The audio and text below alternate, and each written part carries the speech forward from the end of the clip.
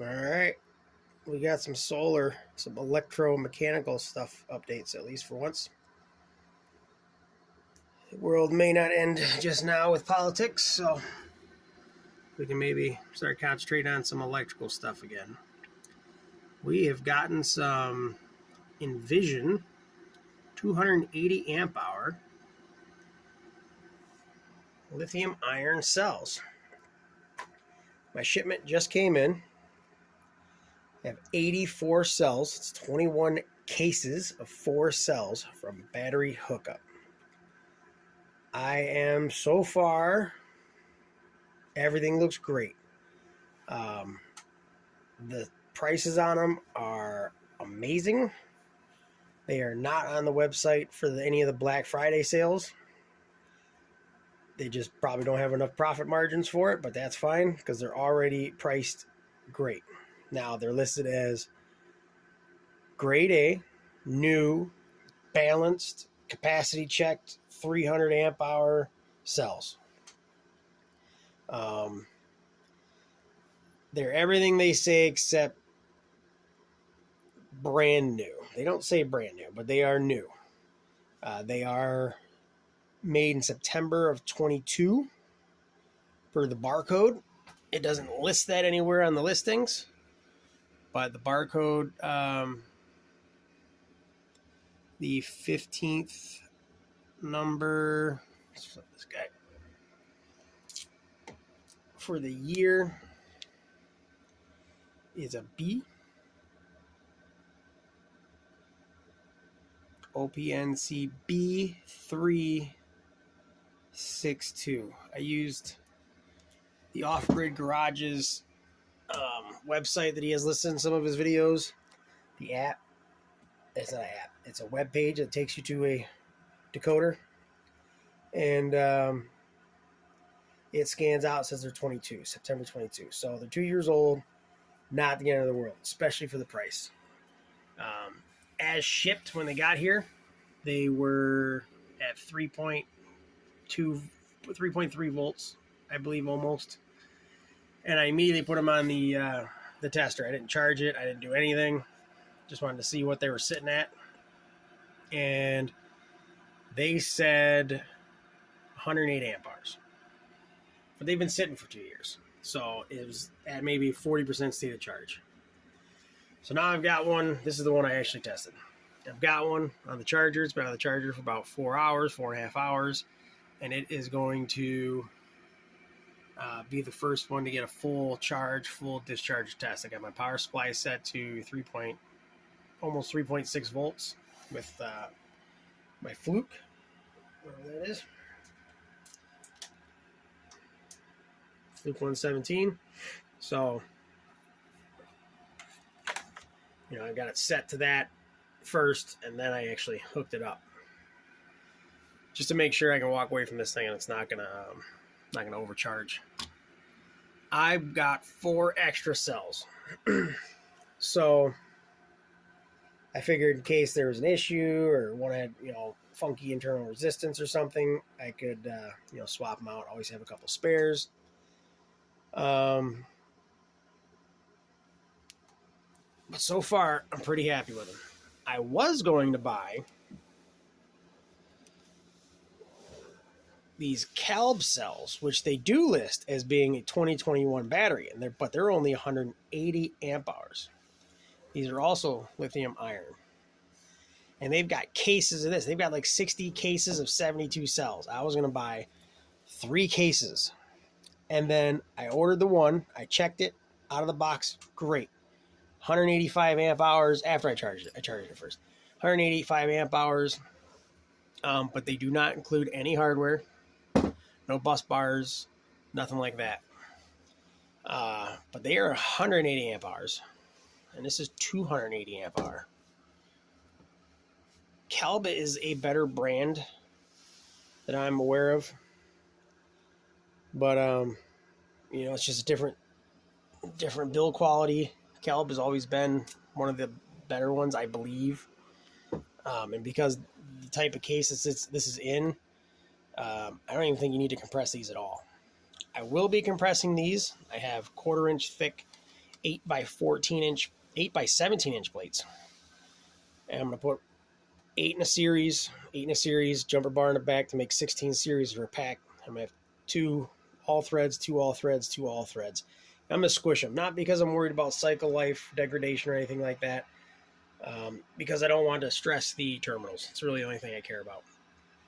I have a 70 kilowatt hour pack currently, but it's lithium ion out of, they're used essentially. They were new, and then I tested them at a facility I used to work at that did that kind of thing, and they were getting rid of them. I did the testing, so I knew they were good, and I took them and disposed of them. And I've been running my house off of those for 2.5 years now. And I'm only averaging like 65 cycles a year. So I don't need to worry about 8,000 cycle life with this. Now these, on the other hand, don't have that. These are still like 2,000 or 3,000 cycles. I think they're about the same price. And these come with hardware. Actually, these might even be a tad more expensive. I was about to order 3 cases of this. In fact, I was having issues with my PayPal account. It's the only reason why I didn't order 3 cases of this. The website's, a little goofy, and I guess maybe a lot of websites are like that, but I've never noticed it before. Is, you click on the how to pay. You say PayPal, and it takes you over to the site, and you notice, it hasn't included taxes and shipping yet. That's fine. Well, that right there creates a pending transaction in your account. On your credit card, on your PayPal account, on your whatever. And then you go back to the site, and then it adds taxes and shipping and all that. Well, they actually shipped all of these for free. This one I had to pay for because it's one cell, but if I bought 3 cases, they said the shipping was free. These they paid for, free shipping. $6,000 worth of batteries. I said big orders, they do that. So I like battery hookup. They're doing a great thing over there. And so then when I went back to pay for it after the taxes were added, well, now there's 2 pending balances. Well, I didn't have $12,000 on that one card available. So then it kicks it back as saying declined, right? So if you're doing it, I would actually email them directly. Tell them what you want, especially if it's a big order. They're going to remove the shipping for you. And then they'll email you an invoice. You click on the invoice. It then takes you with the final price, to check out, so that you're not trying to do it twice. And, now the pending charges get removed, but it takes a week. So, I actually tried twice to order this thing, and I was like, what the heck? It keeps kicking me out. It's creating a pending charge for $400 less because there's no taxes included yet. And anyways, while I was waiting for, trying to figure out the payment on this, these popped up on their website. And these are also brand new. These are great cells, but these are 180 amp hour, and they're the same thickness, same width, taller, 100 amp hours less. I think these were like the same price basically, but these come with hardware. And the insulator pads. Comes with bus bars and nuts. So while they have these are a great buy too. But while they have these, I think these are your better buy. They had 700 cases last time I checked. And the big thing is the QR code, right? Everyone's like, yeah, but has it been rebadged? Is it actually a 314? And it's just been rebadged as a 280 because they polished it off. There's been no polishing. It is all consistent. Everything looks the same. You can see there, all the metal has the same finish on it. All the grains on the sanding for the aluminum plates they use, they're all the same. So these are grade A new cells. They are 2 years old, but that is irrelevant. They are flat. They don't have any bulges. Try to put them next to each other here.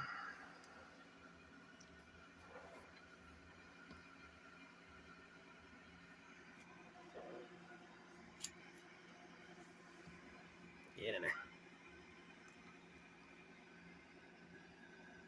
This one's a little bit, because I'm charging it right now without any amount of compression, but the ones right out of the case that I've never charged, I mean, black's touching. So this might even be the first recharge for this cell. But they are flat. Like, there's no bellies. You can feel a little bit of high spots where the anode and cathodes are, right? But that's normal.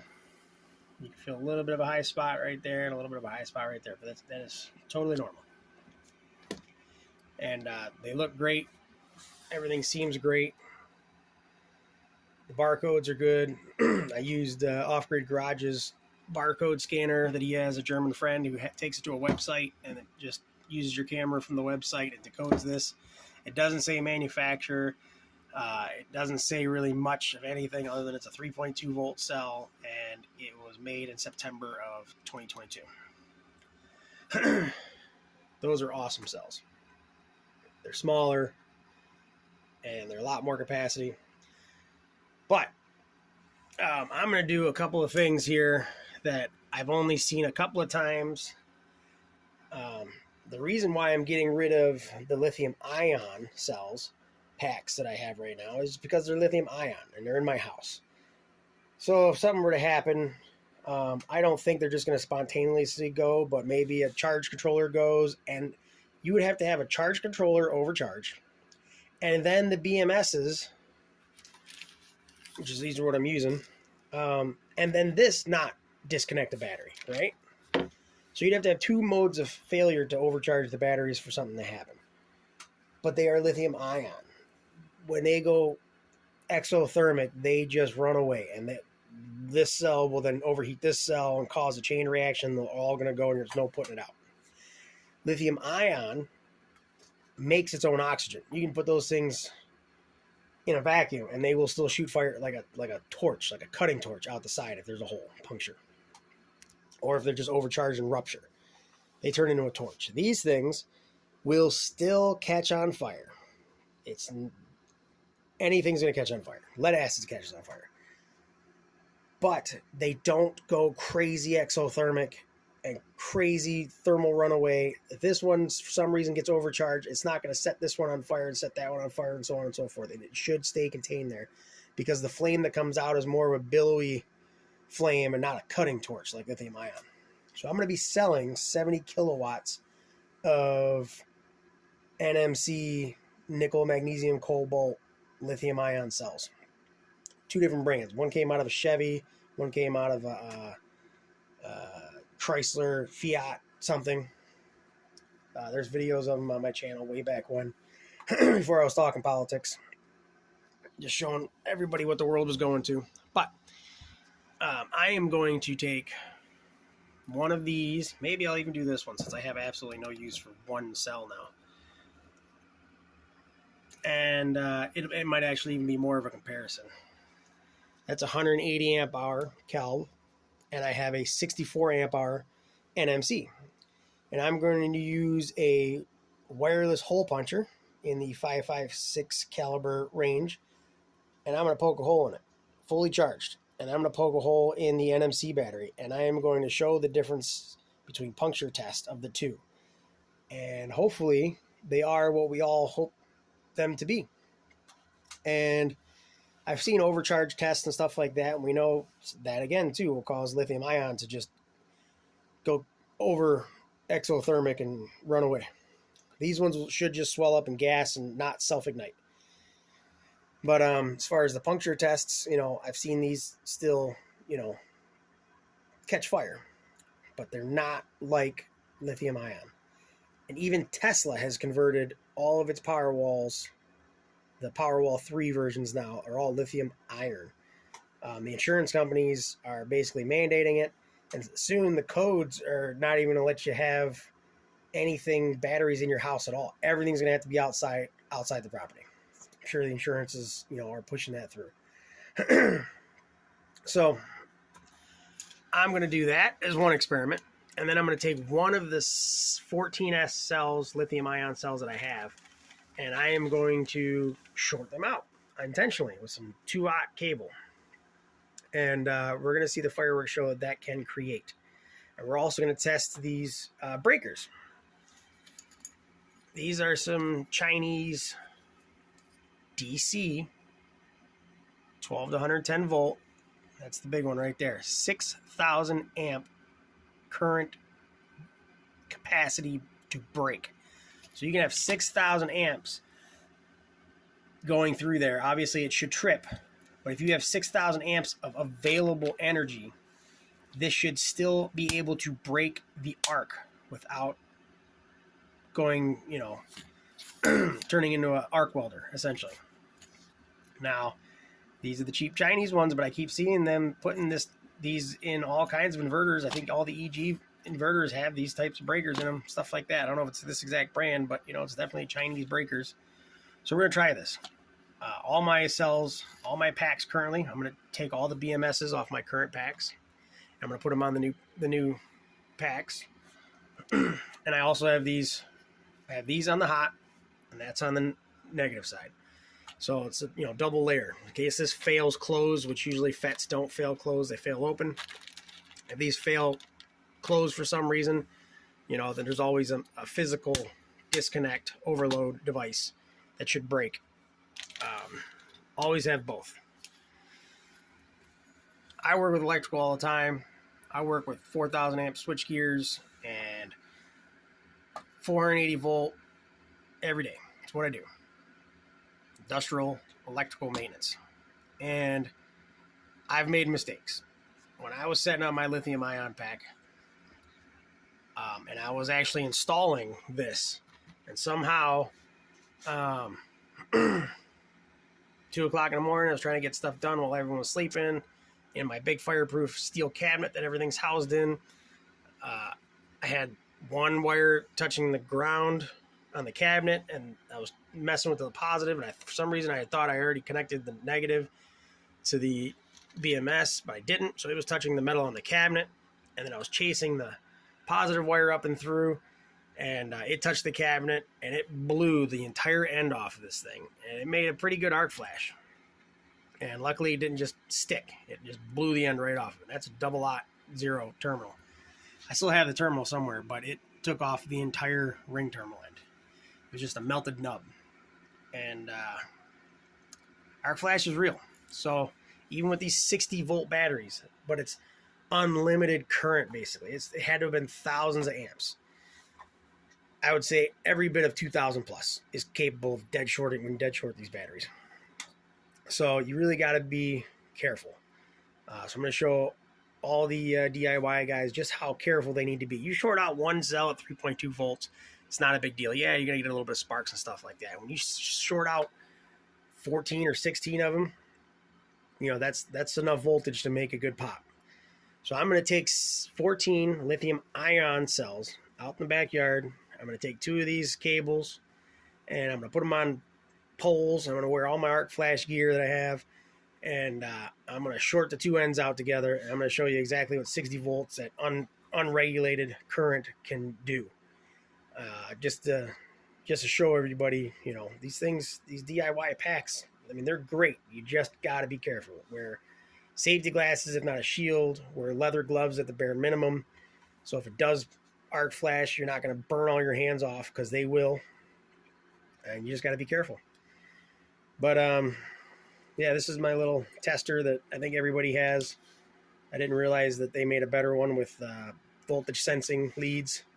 So there's no voltage drops. Right now you put this on and it drops a half a volt, 0.3 volts. So you have to set your lower limit accordingly, so that you can make sure you can get down to the full 2.5 volts that the cell is actually dead at when you're testing them. But as soon as I finish charging this one up, I'm going to put this on there, and it's going to take 20 amps, 280 amp hours. It's going to take 14 hours. So I'll let that run, charge down, and we'll go from there. But I've got a lot of battery stuff to start playing with here shortly. And look forward to these 2 videos. I'm going to do some puncture tests, and I'm going to do some short circuit tests on lithium ion, and kind of show everybody why it is that lithium iron is the way to go over lithium ion. So that's the updates. Wait for the next ones.